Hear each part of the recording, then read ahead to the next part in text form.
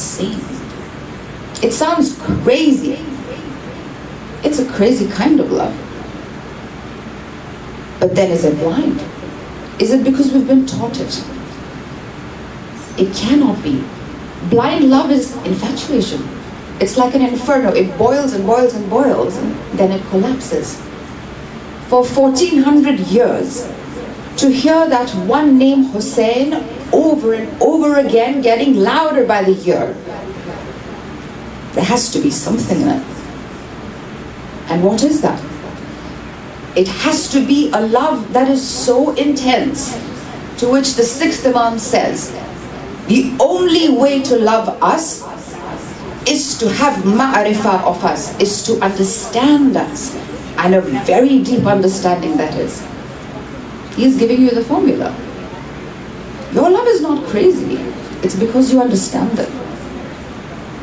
You see, many people have walked the earth, many great revolutionaries, many great rebels have made dramatic moves in the world.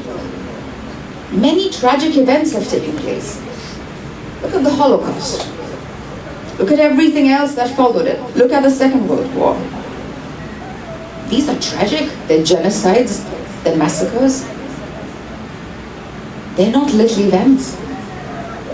Why is it then that the tragedy of Hussein is considered so great? Is Hussein just a revolutionary that lived? Is that all he is? Is Karbala just the land on which an event took place? I don't think so. Because if it was like that, then there's only so much we can cry. The script doesn't change, dear brothers and sisters. The script stays the same. The actors are the same. If diversity is the basis of life, we are hearing the same story over and over and over again, and nothing is changing. But we cry more by the year. We cry even more for Hussein than we do for our own. And what is that? That is because there has to be a universal message in Hussein in order for it to sit at the core of our existence. There has to be something that appeals to not just a group of people. It's not about color, it's not about race and religion. It's not even about where we come from. Hussein appeals on a very subconscious core level.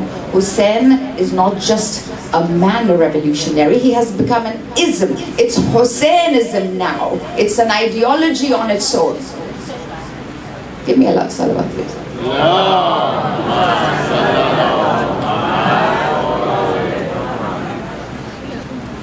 You see, why is it then that year after year they kill us? For what? Shia knows no fear. Shia is not born with a badge. Shia is not one who beats his chest alone. A Shia is made. Because to be Shia is to have understanding. A Shia knows fear, but will not use it. A Shia knows diplomacy, but does not need to use it. Why? Because they will kill us year after year, and we walk. You can cut our hands, you can cut our legs, we will crawl. You can finish us all, we will run. Because the core is the same. Death comes anyway. There's glory in death when we are running towards you, Ya Hussein. Why is it that 40 million people accumulate in Karbala and the media doesn't give us anything? Not even a glimpse of it. What is it to me and to us if the Kardashians are pregnant? What is it to us if some celebrity breaks up from the other? You are not showing us even a glimpse of it. That is the quality of the hypocrite. That is also the quality of the mediocre. They are satisfied with ordinary. To be Shia is to be not ordinary. To be Shia is to go beyond the natural realm of things. It is to become bashar. It is to become insan from bashar. It is to become the being from the human being. Give me a salam.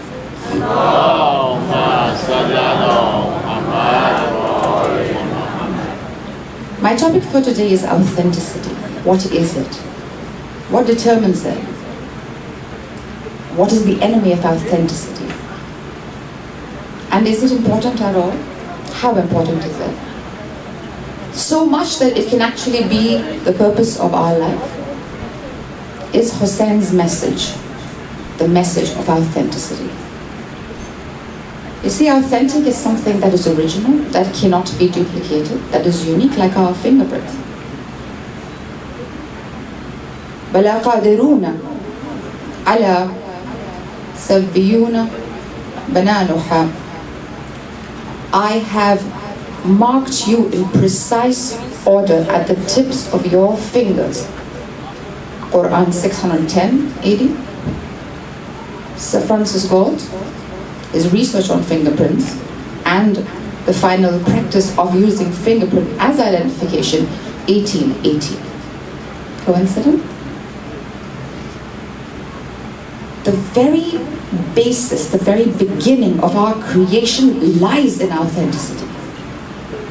It is like we all have been branded separately, individually, with our unique barcode. So much that even the one seed that enters the womb of the mother, that splits into two, that makes exact identical twins that look exactly like each other, do not have the same fingerprints. You see, if our identity was in a group, language, color, culture, if that was our identity, then logically speaking, we in that group should all have the same fingerprints, isn't it? Authenticity is that quality to which if you add, if you take away, nothing changes, it remains constant. Like the Mona Lisa. Mona Lisa is the authentic painting of who? Michelangelo. Where does it hang? In the Louvre in Paris. Make 100 million copies of it. Add a mustache to her. Give her an afro. Make her a raging alpha feminist. Or make her a submissive, very obedient housewife. Take away her smile. No matter how much you add or you take away from the authentic Mona Lisa. The little frame in the Louvre where 100 people are sitting in, where hundreds of people, take pictures on a constant basis. No matter what you add to that Mona Lisa of Michelangelo or take away from it, it does not change the fact that that is the authentic painting hanging in the Louvre, painted by Michelangelo. So is alternative truth then, my dear President, Mr. Trump, the truth? I'm sorry, dear President, alternative truth is a lie. Whether you believe there was voters fraud, and whether you believe Obama came and tapped all your wires, it doesn't change the fact that it's not the truth. A lie cannot be covered by another lie. It continues to be a lie. Authenticity is that to which no matter what you add or take away from, it doesn't change the true nature of it.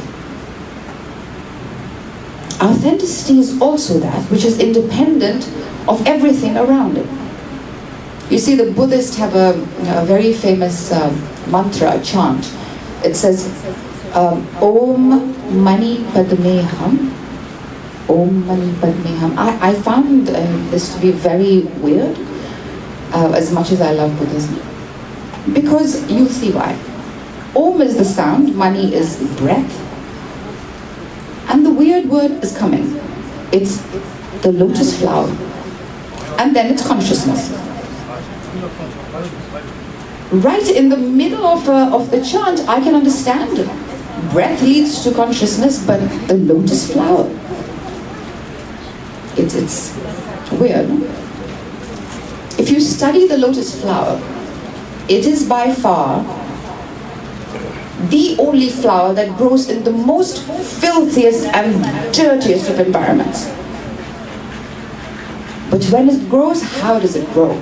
It's open, it's beautiful, it smells so sweet. If for a minute that lotus flower thought, I come from dirt, I come from filth, how can I grow? If I do, people are not going to smell me, they're not going to touch me, they're not going to like me. خلق الإنسان من صلصال كالفخار. I have made you from clay, the potter's clay. So what is clay? It's water and it is dirt. We are 70% water. But dirt, you call me Ashraful Makhluqat, the best of your creation. You say the kainat is made for me, the universes are made for you, O human. Then why have you made me from dirt? Because at dirt you are bashar. You are still a biological, needy human being. And when you are put on the potter's wheel, where the universes will revolve around you, when you have said, Hasbunallah wa ni'mal wakil, ni'mal mawla wa ni'mal nasir, oh Allah, it is you that are enough for me, because you are the best of my sustainers. And when you have given it up, when you've submitted, when you've given up, that is when, from that clay, I will make you the most brilliant piece of art. That is when you become insan. That is when you transform from a bashar, that is the lowly human, needy human being, to that of just a being. Authenticity is independent of its surrounding. No matter what, it does not change its truth. Authenticity is also not subjective. Because if something is subjective, then it is to each his own. It's open to interpretation. It's illogical for something authentic to be subjective. It has to be absolute. Why I say that is because the nature of truth is absolute. No matter how much we try to change, the fingerprint remains the fingerprint. It is our identity. And that is the truth of it, isn't it? There has to be a certainty. Subjectivity takes away from certainty. It puts the maybe, the question mark. The absolute is certain. But that's ridiculous. No? What is the certainty of life? Our breath. We don't know what our next breath is going to give us, whether it's going to betray us or stay with us. Ironically, the only certainty of life, the only way life is authentic, the certainty that there is life, is by knowing there is death. The only reality to life is death, isn't it? As Imam Ali says, every breath we take, we are taking steps towards death. كل نفس ذائقة الموت.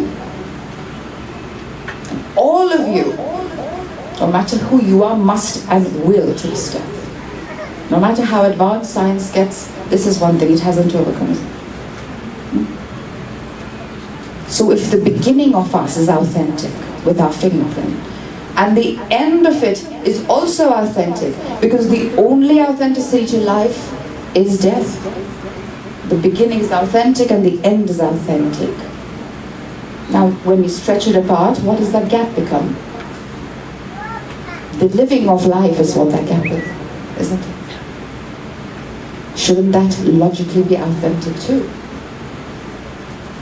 When blue is the beginning and the exact blue is the end, stretch them apart. There is a longitudinal gap between them. Shouldn't one, if one is blue and the other is blue, shouldn't that gap be logically blue? which makes the very purpose of life, the reason we live, the very purpose of life has to be authentic, just using logic. If the beginning is blue and the end is blue, then the middle has to be the exact same blue. You see, I was asking my friends what their perception of God is at a time where I was very interested. One of them gave me a very cool analogy. He said, I think that God is a very big fat man, and he's sitting high up there and he's looking down and he's laughing at his own sense of humor. Why? Because he has control over the beginning, he has control over the end. He starts to laugh when he throws in the free will. And he gives you a few senses with it. Okay? Use your free will, use your senses, and maintain that color. If blue is to look like blue, it is a reflection of it, isn't it? If you put a mirror in the front of it, in between it, it's going to reflect, it'll maintain itself. But isn't everything in life a reflection of itself? You see, a very, very close friend of mine, he introduced me to this video called The Power of 10. You have a lover sitting with his, you have a man with his lover, they're sitting in some park in Chicago, I think. And from there, the scale starts to increase, it becomes macro. So much that it reaches the ultimate beyond the galaxies. And I'm sure you've seen things like that. And on its outermost layer of our existence was like a greenish, grayish dust. And using the same axis, that's the lover and the man and his lover. If you go micro to the most subatomic level, to the smallest electron, you will still see the same imagery. It's still a greenish grayish dust. What is in the heavens reflects on the earth.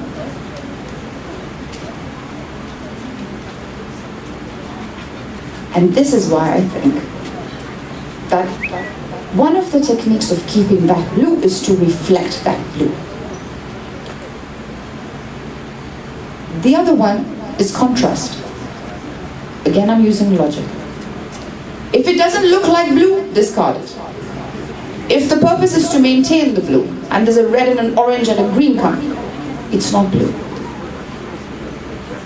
The maintenance of it is done by the senses. However, if there is no maintenance, then it's summun bukmun umyun fahum la yurji'un. We have given them eyes they cannot see, we have given them ears they cannot hear, we have given them mouth they cannot speak. No matter what, do you not understand? أَفَلَا يَعْقِلُونَ أَفَلَا تَتَفَكِّرُونَ. Do you not think? You see, Hussein's beginning was authentic. Hussein's end is authentic, and everything in between maintained that authenticity. What we are attracted to, what we understand, what we relate to, and what appeals to us is authenticity meets authenticity. We run to him to get it. We beat our chest, not because it's cultural, not because it's primal. We're using the palm, where all the Eastern energies say that positive energy flows out. And we're using that area behind which lies that organ that controls billions of cells in this network called the body. Every time this hand beats the chest, it's saying, wake up, wake up, wake up. You are waking the lost Hussein in you. Give me a salawat.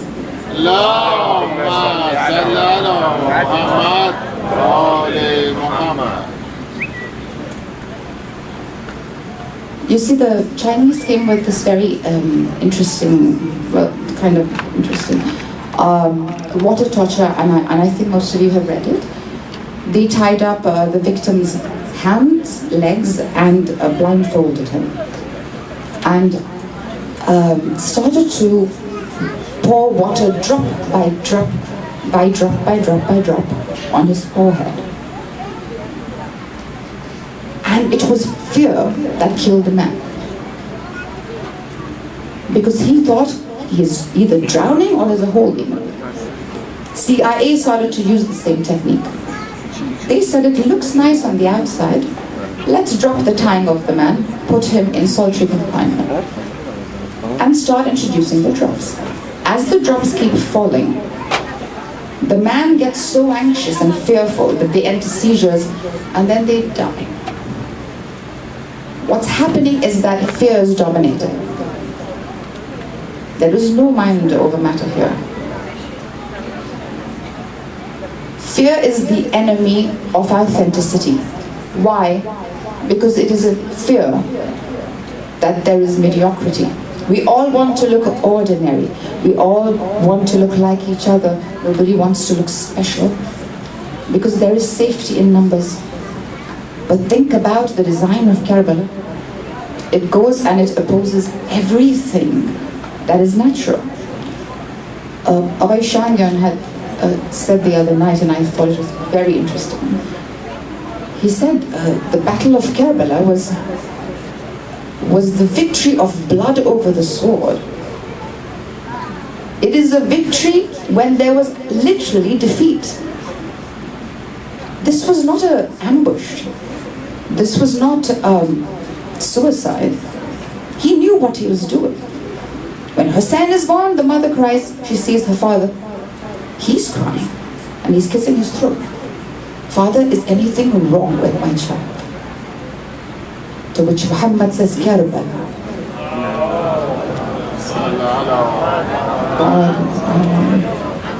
Karbala, Karbala, Karbala. And the worried mother, but who will remember him when he is all alone there? We are the promise of Zahra, but without the deep understanding of who Hussein is or what Hussainism is, that love seems a little empty.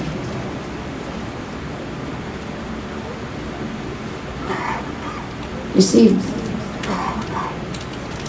today Hussein is walking, and he's walking his way with an entire family of his. Why is it that he has taken his family along?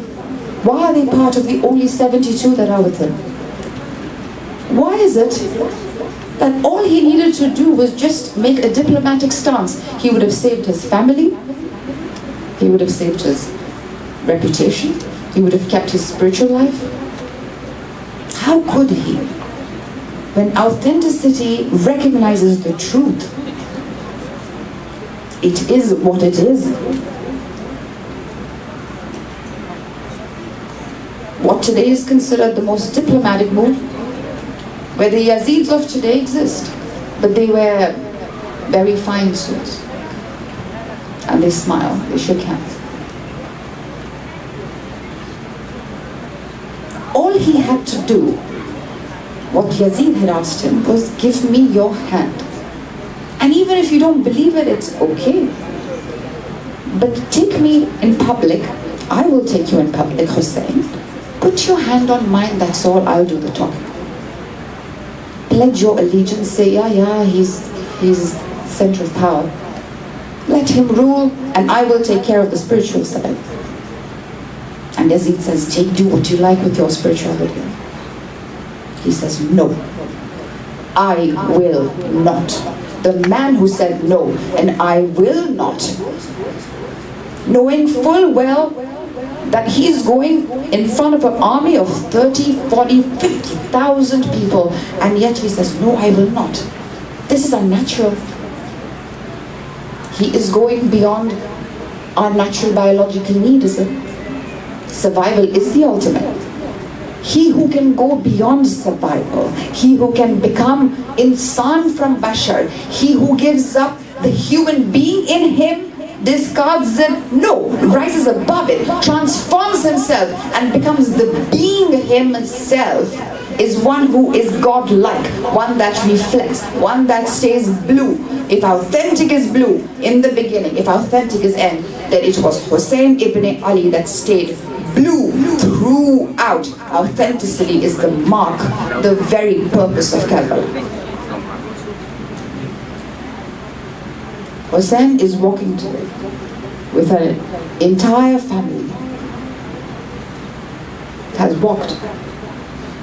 Days have passed, and look at how the designer has designed the entire scenario. He picks a land right next to it is the Euphrates.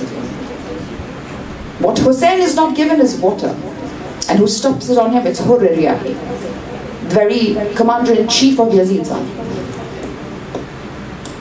Now Hussein is in his camp, his children struggling, and he's witnessing the son of Zohre is seeing how his entire family that was full one day is becoming empty day by day. But on the other hand, there's a Hur ibn Riyahi who is being very restless too. He hasn't slept all night. His son comes and Bukair comes and asks him, "Father, what's going on? I've never seen you this restless." He says, I'm seeing two roads before me. One is leading to Jannah and the other to Jahannam. I see two roads. One of them goes to heaven, Bukair, and the other one goes to hell.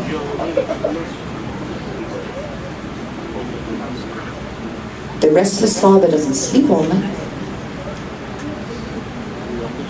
He's going now, the next day with shoes around his neck. This is the commander-in-chief of Yazid's army. You see, the battle of Hussein, the battle of Karbala, was not a battle of land, power, wealth, or anything. Many men had walked the earth. If Martin Luther King fought for black rights, it was still for black rights in the American land, isn't it? If Mahatma Gandhi fought for India's freedom, and he used non-violence, and he won, it was still for the land of India, isn't it? Hussein's fight was an ideal fight. It was a fight to keep the core of us alive. That is why he appeals to all. जिस खून को मख्तल में दबाना चाहा, वो आज कुछ बाजार में आ निकला है. The blood that they tried to suppress on that little battlefield today screams his name from every nook and corner in the world. Hey, insan.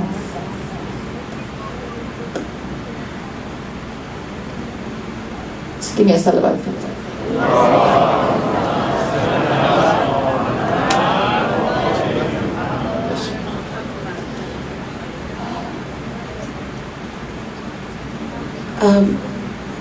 Hussein has given up his Ali Akbar. Who Ali Akbar? He who was the Lakht al-Jigar of him. Hussein has already given up the son of Hassan Qasim.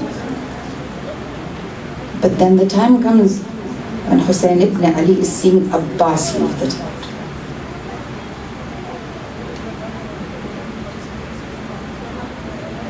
Abbas who? The Qamar Bani Hashim, the moon of the Bani Hashim tribe. Abbas, the very hope of Zainab. Abbas, the hope of Ruqayya.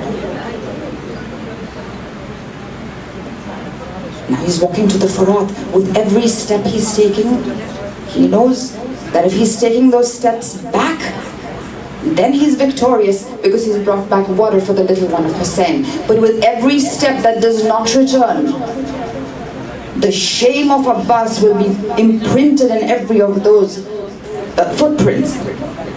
And as he reaches the Furat, the Euphrates sees. How many times must the Euphrates have drowned in shame? Every time it saw its reflection in the son of al-Banin. He loses his hand. Ya'ad is a mouth. Ruqayya is waiting. He's holding the mashk in his mouth.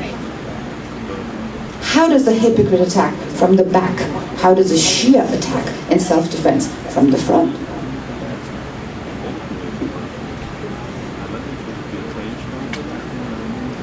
इंसान को तो बेदार होने दो, इंसान को तो बेदार होने दो, हर कौम पुकारेगी हमारे हैं Hussain. Let the human awaken, because when he does awake, every group and community, tribe and clan will come forward and say, ours is Hussein. When Abbas went, the back of Hussein broke so much that he screamed, Hal min nasiri ansurna, is there anyone to help me? To which he heard a sound in the tent. It was the last little soldier of Hussein who had dropped himself from the cradle. Ya Hussein Mazloom, Al-Yasqar is calling you. That is your Azim Zibh now. That is your last sacrifice of all. He walks out, the child in his hand. The enemy thinks that it is the Quran he's carrying. They think he's come to swear by it so that they have mercy on him. But the son of Zahra doesn't ask for mercy because he fears nothing. And he is holding the Al-Yasqar now. He's put him towards the skies and says, your problem is with me. What has the child done to you? Give him 3 or 4 drops of water. And seeing that there's a humanity in every human, the entire enemy starts to shudder. To which, what does Ibn Sa'd say? Hurmala, attack. The 6th month of Hussein bleeds, but the earth doesn't want its blood. The sun is not accepting the blood of Al-Yasqar. Nothing will grow on the land. The sand says nothing will rain from the sky. The sky says. And how do I enter now the tent of Rubab? I have lost her Ali Akbar. I have lost her Ali Asqar. It's time for me to go. Hussein is sitting now on his Zuljana. He has done his last goodbyes with his sister. As Hussein moves forward, he is going like the son of Ali, with fight in his blood. He moves and moves. He's screaming, Ya Abbas, Ya Akhi, do you see? This old broken Hussein is fighting. He's looking at Ali Akbar. He's saying, son, do you see? Your old father is fighting. He looks at Sukaina. He says, Ruqayya, your father is on his way. He wanted to show the enemy that, look, I can be alone. That's okay. But you see what you've done to my one and all. But on the night when I turned off the lights and I said, you 72, remember this, you will die. And I know that. If you are feeling embarrassed, leave the tent and I will not see you. Hussein remembers that night, to which nobody left. They said, you tear us apart into 1,000 pieces and repeat that over and over again 1,000 times. Ya Hussein, how can we leave you? To which Mahatma Gandhi says, if I had 72 like Hussein, I would have won India freedom in 2 days. Ya Hussein Mazloom, Ya Hussein Ma'soom. Now you are going to give your final and last sacrifice. Like Ali on sujood, Hussein goes on sujood too. How can one not reflect the other? Authentic reflects authenticity. It is when he says, what have I done to you? How have I wronged you? Did I change the word of Muhammad? Did I change the word of Allah? Why have you done this to me? It is then that Hussein does sajda. And that was the last sajda of Hussein ibn Ali. Inna lillah wa inna ilayhi raji'un. From him do we come, and to him shall we return.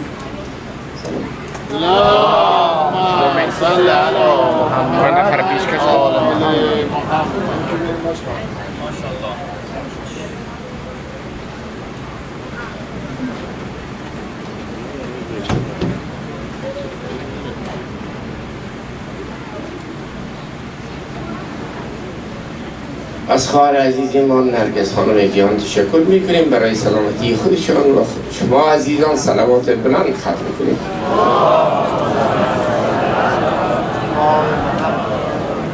از برادرای عزیز ما که روی زمین نشستن خواهش میکنیم که یک کمی پیش رو یا جلو بیاین.